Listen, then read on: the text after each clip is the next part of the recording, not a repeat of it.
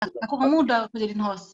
Iya, baiklah. Oke, aku udah rekam di komputer, jadi teman-teman nanti yang mungkin nggak bisa ikut komsel pada hari Kamis malam ini, paling nggak bisa mendengar kebenaran firman Tuhan, nanti akan saya upload di internet, jadi teman-teman bisa tinggal buka, tinggal klik. Oke, ada satu kebenaran firman Tuhan yang sangat memberkati saya, dan itu unik ya, dari semua kitab, ini cuma ada satu kitab yang isi satu pasal gitu ya.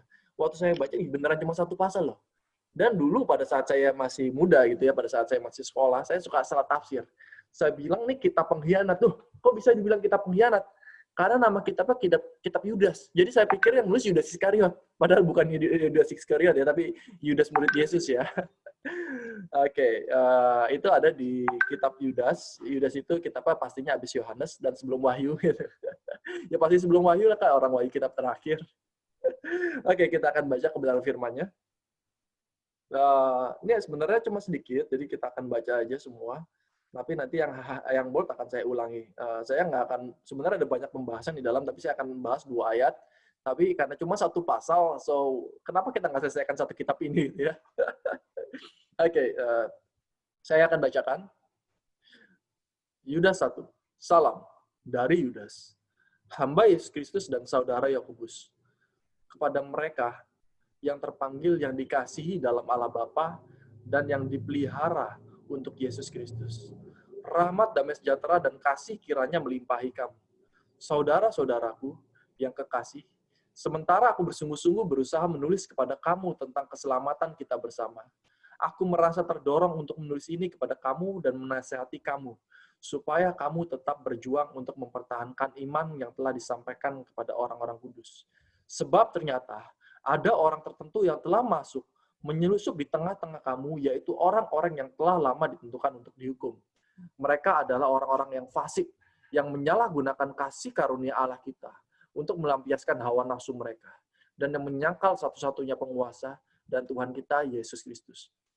Tetapi, sekalipun kamu telah mengetahui semuanya itu dan tidak meragukannya lagi, aku ingin mengingatkan kamu bahwa memang Tuhan menyelamatkan umat-Nya dari tanah Mesir, namun sekali lagi membinasakan mereka yang tidak percaya.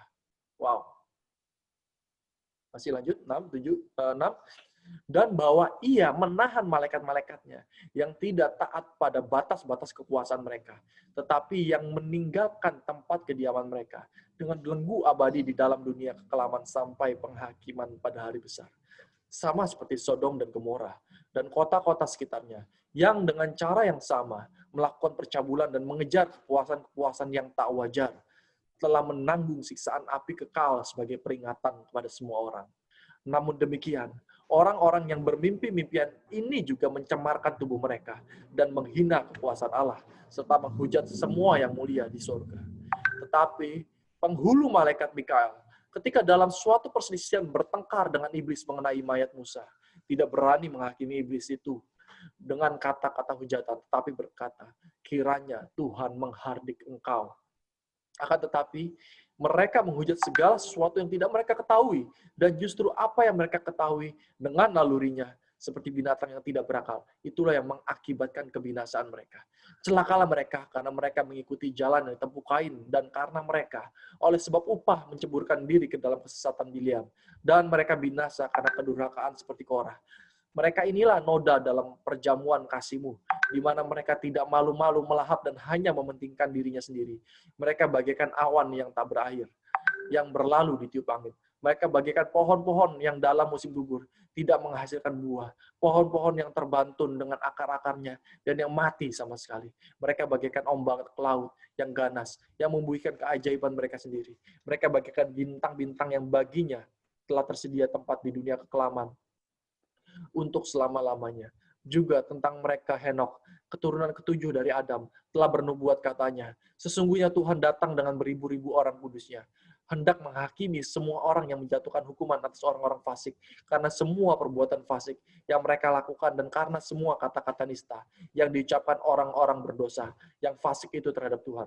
Mereka itu orang-orang yang menggerutu dan mengeluh tentang nasibnya, hidup menuruti hawa nafsunya, tetapi mulut mereka mengeluarkan perkataan-perkataan yang bukan-bukan, dan mereka menjilat orang untuk mendapat keuntungan. nasihat-nasihat untuk meneguhkan iman. Tetapi kamu, saudara-saudaraku yang kekasih, ingatlah akan apa yang dahulu telah dikatakan kepada kamu oleh rasul-rasul Tuhan kita, Yesus Kristus. Sebab mereka telah mengatakan kepada kamu, menjelang akhir zaman akan tampil pengejek-pengejek yang akan hidup menuruti hawa nafsu kefasikan mereka. Mereka adalah pemecah belah yang dikuasai hanya oleh keinginan-keinginan dunia ini dan hidup tanpa Roh Kudus. Ini garis bawahi, hidup tanpa Roh Kudus, itu ada di pasal 19, Yudas 1 pasal 19, sebentar, kita lanjutin lagi. Akan tetapi kamu, saudara-saudaraku yang kekasih, bangunlah dirimu sendiri di atas dasar imanmu yang paling suci, dan berdoalah dalam Roh Kudus. Peliharalah dirimu demikian dalam kasih Allah sambil menantikan rahmat Tuhan kita, Yesus Kristus, untuk hidup yang kekal. Tunjukkanlah belas kasihan kepada mereka yang ragu-ragu. Selamatkanlah mereka dengan jalan merampas mereka dari api. Tetapi tunjukkanlah belas kasihan yang disertai ketakutan kepada orang-orang lain juga. Dan bencilah pakaian mereka yang dicemarkan oleh keinginan-keinginan dosa. Bagi Dia yang berkuasa, menjaga supaya jangan kamu tersandung dan membawa kamu dengan tak bernoda dan penuh kegembiraan di hadapan kemuliaannya. Allah yang Esa, Juru Selamat kita oleh Yesus Kristus Tuhan kita. Bagi Dia adalah kemuliaan, kebesaran, kekuatan, dan kuasa sebelum segala abad dan sekarang dan sampai selama-lamanya. Amin. Wow, haleluya. Sebentar ya.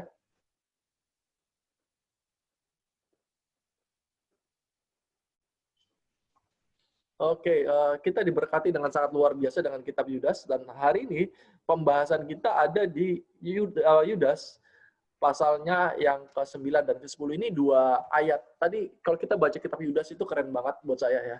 Dia mengajarkan tentang bagaimana kondisi manusia di akhir zaman itu ya. Yang di-highlight dalam kitab itu salah satunya yang tadi dibaca, tapi bukan pembahasan kita hari ini. Itu ada di ayat 19 dikatakan begini. Mereka orang-orang akhir zaman, orang-orang tidak mau mengenal Tuhan, yang sudah mengeraskan hati, yang nggak bersikap abu-abu lagi, tapi jelas mereka against God atau melawan Tuhan, dikatakan gini, mereka adalah pemecah belah yang dikuasai hanya oleh keinginan-keinginan dunia ini, dan yang hidup tanpa Roh Kudus. Wow. Ya. Kalau dulu kita pernah belajar 3 hal tentang tubuh manusia, bicara tentang roh, jiwa, dan tubuh. Ya.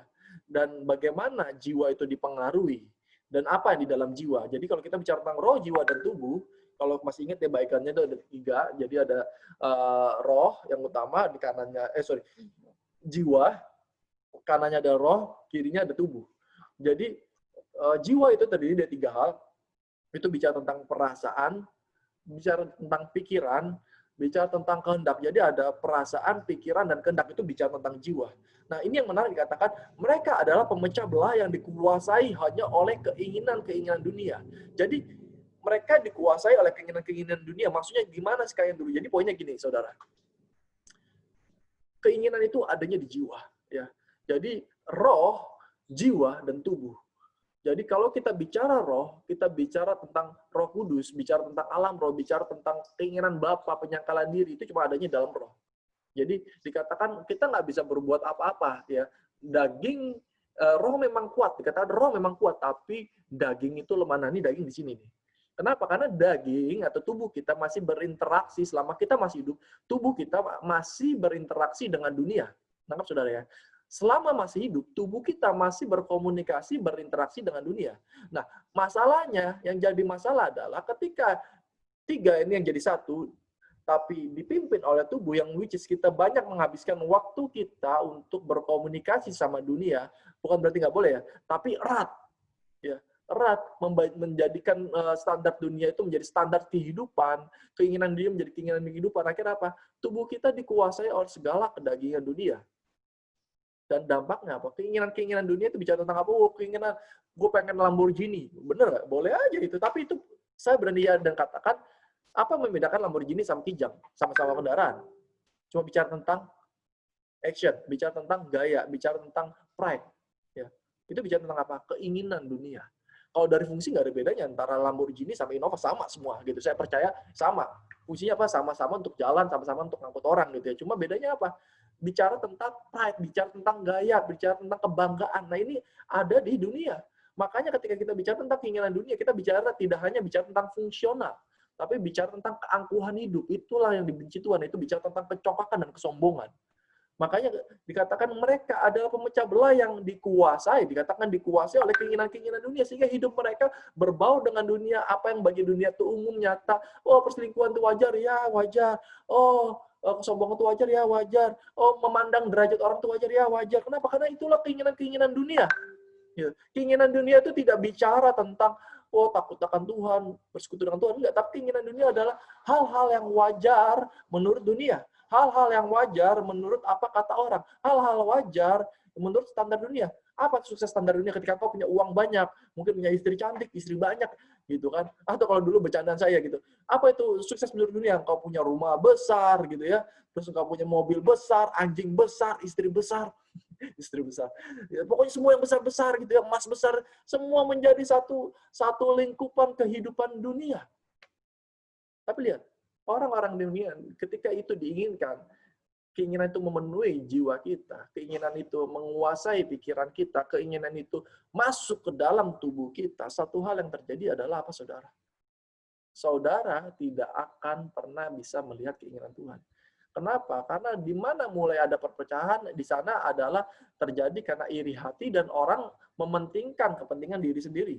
Ya, seseorang lebih mementingkan diri sendiri daripada orang lain, dan disitulah ditimbul mulai perpecahan.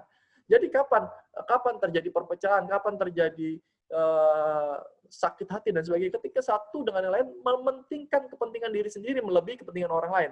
Padahal di dalam urutannya Tuhan Yesus adalah gini, God, you, and me. Jadi gini, bicara tentang Tuhan, bicara tentang kamu, bicara tentang saya. Makanya Tuhan selalu berkata, siapa mau jadi terbesar, kau harus jadi hamba, jadi pelayan. Siapa mau jadi terkemuka, kau harus menjadi hamba.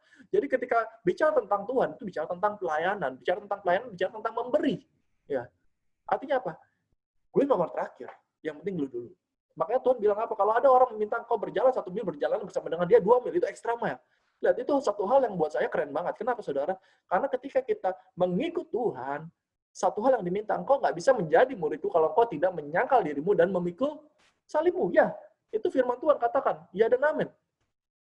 Itu fungsinya itu untuk apa sih? Untuk mematikan keinginan-keinginan kita.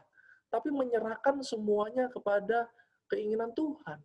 Makanya Galatia 2 ayat 20 dikatakan, karena aku hidup bukan lagi aku sendiri hidup, tetapi Kristus yang hidup di dalam aku, dan hidupku sekarang yang aku hidupi di dalam daging adalah hidup oleh iman. Itu bicara tentang apa, saudara? Itu bicara tentang penebusan. Amin. Sebentar. Bicara tentang kesadaran kita anak-anak Tuhan di dalam satu penebusan. Jadi kalau anak-anak Tuhan bicara tentang sadar,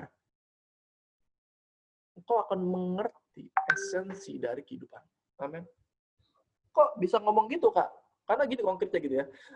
Saudara nggak akan pernah bisa merasa kehilangan kalau saudara belum pernah kehilangan. Setuju ya? Tapi kalau saudara tahu rasanya kehilangan, saudara akan tahu rasa nggak enak dalam hati saudara.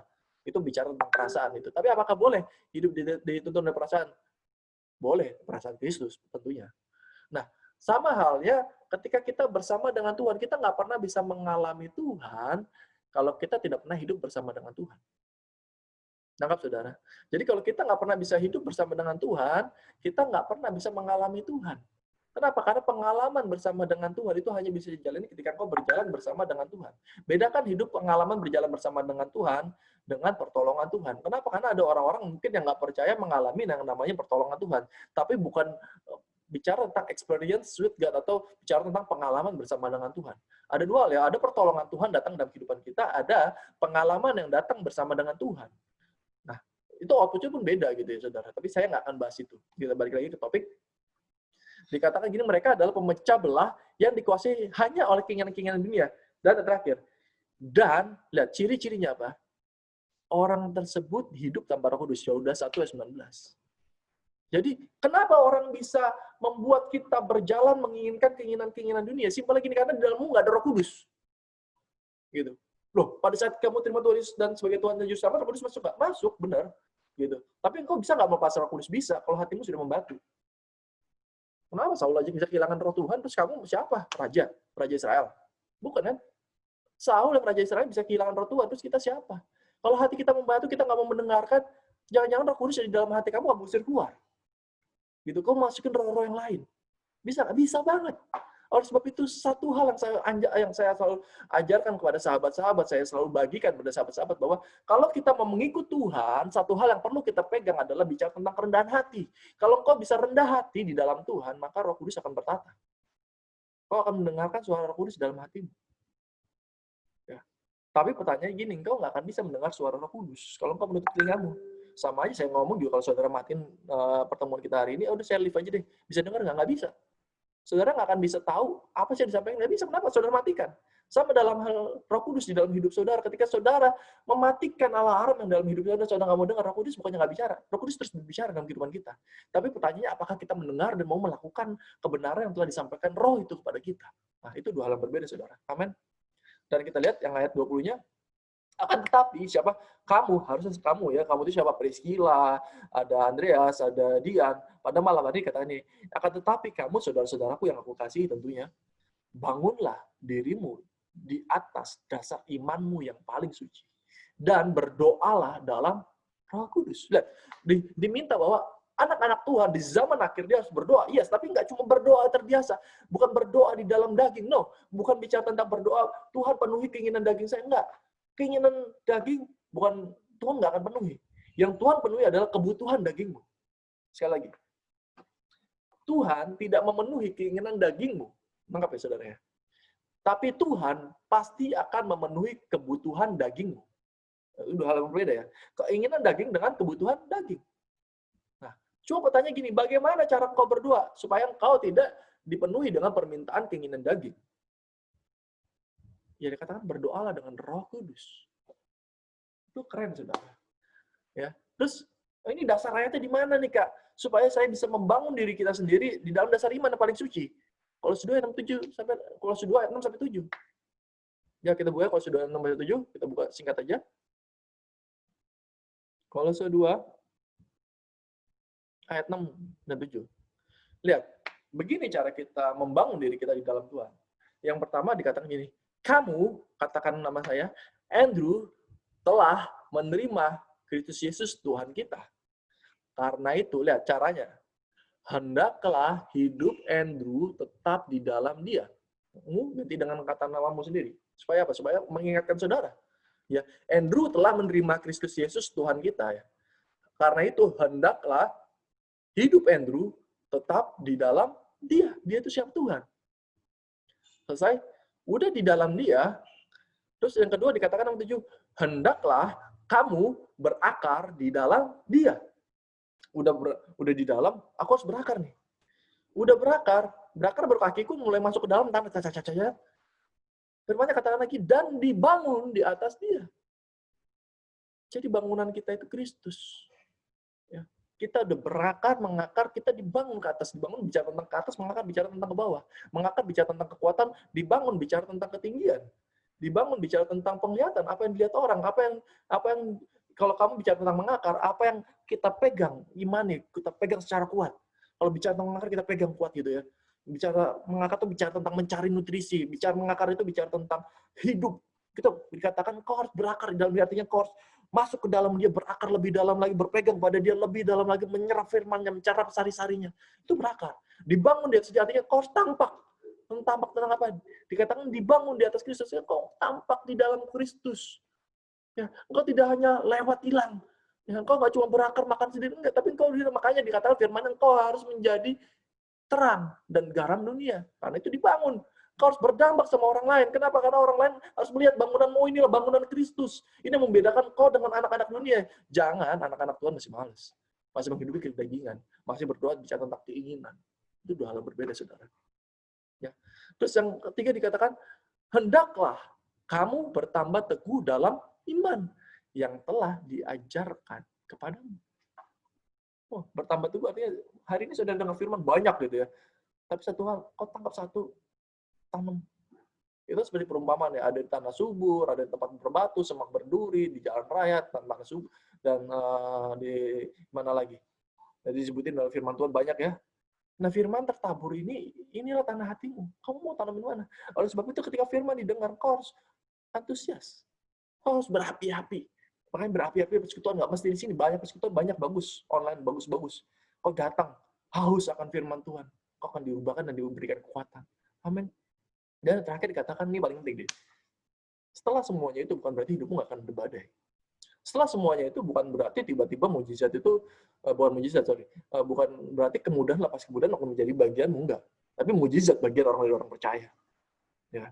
Tapi setelah semuanya itu bukan berarti tiba-tiba hidupmu nggak ada penghalang. Nggak begitu, saudara. Amin. Ketika semuanya itu telah kau penuhi, kau akan mengalami hal yang orang dunia rasakan. Masalah kau akan rasakan. Tapi ada perbedaannya. Kau akan mengalami namanya damai sejahtera. Kenapa? Karena dikatakan Allah sumber damai sejahtera ada dalam hatimu. Tapi syaratnya, yang terakhir, dan hendaklah hatimu melimpah dengan syukur. Dengan kau bersyukur, kau bisa merasakan Tuhan. Amin. Dengan kau bersyukur, engkau bisa merasakan hadirat Allah. Dengan kau bersyukur, engkau bisa merasakan pertolongan lepas pertolongan yang Tuhan pernah berikan dalam kehidupanmu. Dengan kau bersyukur, engkau akan melihat bahwa tangan Tuhan begitu besar, menaungimu, memelukmu, membawamu, mengamankanmu. Kenapa? Dengan kau bersyukur, kau bisa melihat bahwa Tuhan teramat baik dalam kehidupanmu. Cuma seringkali kita nggak pernah bersyukur dengan apa yang kita miliki hari-hari ini, saudara. Kita hanya bersyukur dengan ketika dapat berkat, tapi kau tidak pernah bersyukur dengan kehidupan yang Tuhan pelihara. Mungkin hari ini kau digaji 2.500.000 mungkin ya, atau 3 juta. Kau nggak bersyukur dengan gaji 3 juta. Kau mengeluh, Tuhan kenapa gajiku 3 juta, tapi kau tidak pernah bersyukur bahwa masih ada orang yang tidak menerima gaji. Artinya hidupmu hari ini masih dipelihara Tuhan dengan begitu dahsyat, begitu luar biasa. Dan kalau hari ini kau masih bisa melihat kemurahan Tuhan yang begitu besar, begitu luar biasa, seharusnya kau berpikir bahwa Tuhan sayang sama saya. Tuhan tolong saya. Tuhan memberkati saya lebih dari siapapun. Jangan pada bandingkan hidupmu, saudara. Tapi mengucap syukur. Itu akan menambahkan nikmatmu bersama dengan Tuhan. Oke, balik lagi ke Yudas 1 tadi.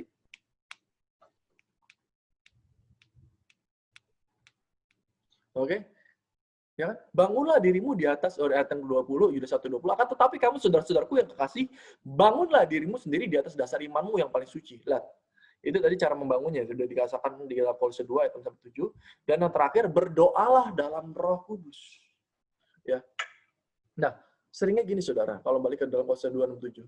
Dikatakan tadi di dalam Kolose 2 ayat 6 dan 7 tadi, dia bilang gini nih.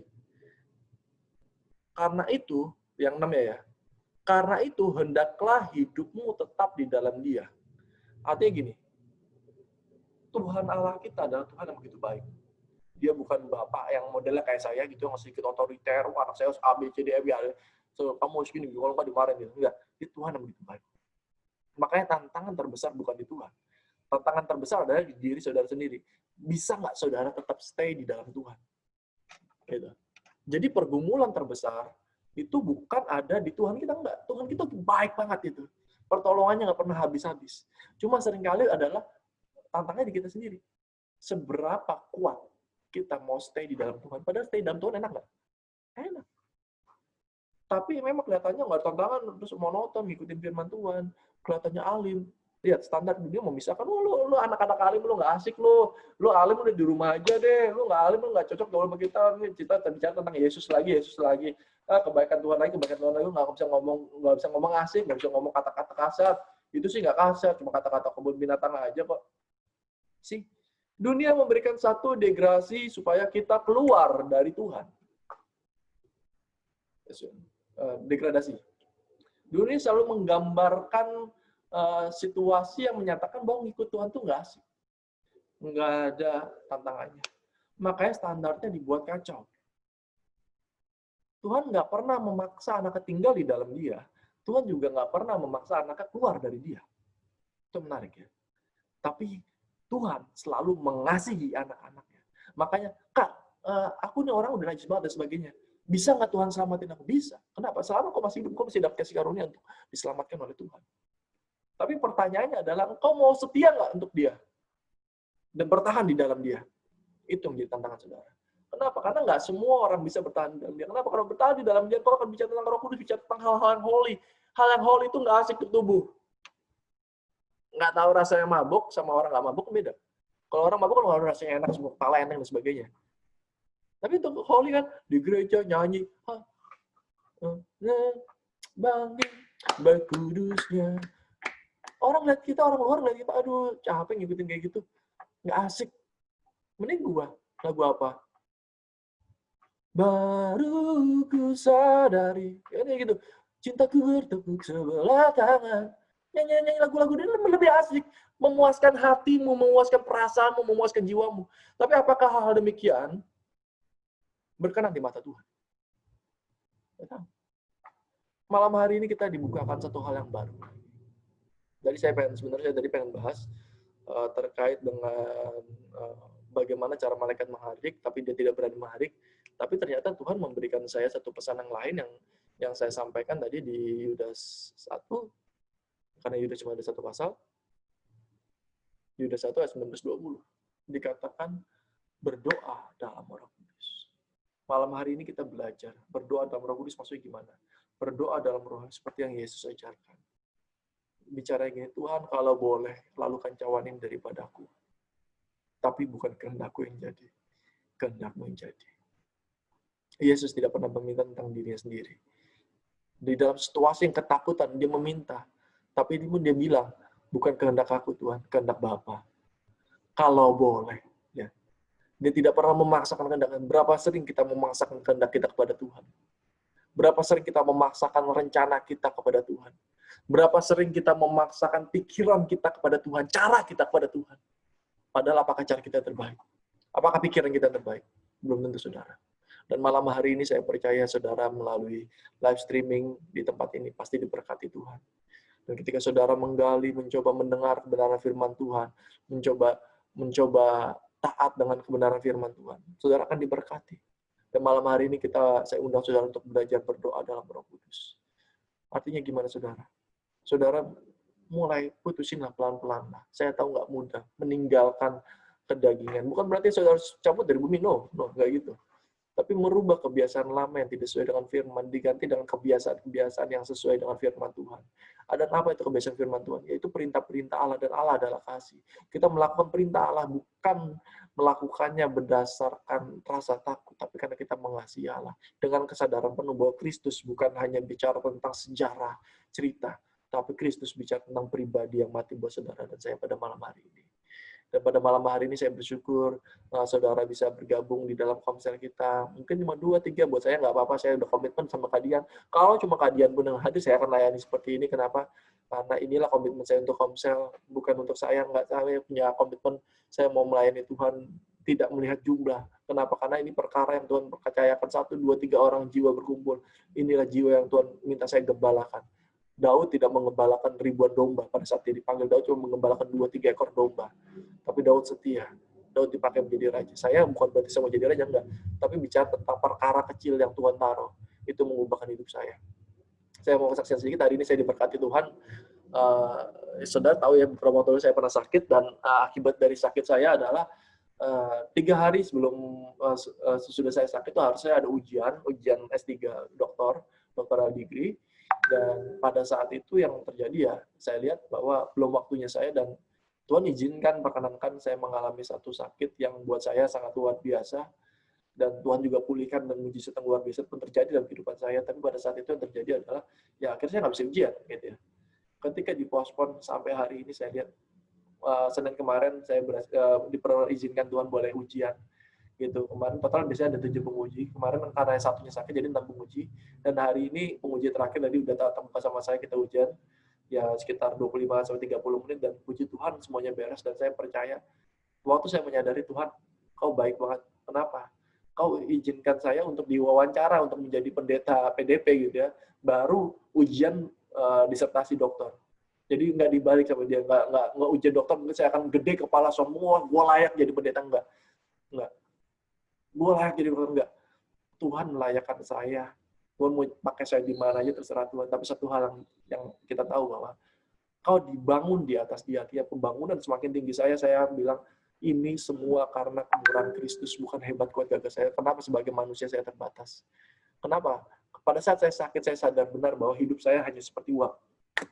Sebentar saja hilang. Kau bisa jadi orang apapun, kau bisa menjadi besar apapun, kau bisa jadi pintar apapun, kau bisa menjadi kaya apapun. Tapi kalau Tuhan bilang, pulang kau. Dari situ saya belajar, penting merendahkan hati di hadapan Tuhan, karena manusia kita hanya sementara. Oleh sebab itu kejar kekalahan. Dan pada malam hari ini kita mau belajar. Dalam proses mengejar kekalahan, kita mau berdoa. dalam Tuhan, di dalam Roh Kudus. Amin. Tuhan Yesus memberkati. Terima kasih banyak untuk semuanya, dan kita masuk ke dalam sharing kita. Silakan saudara-saudara.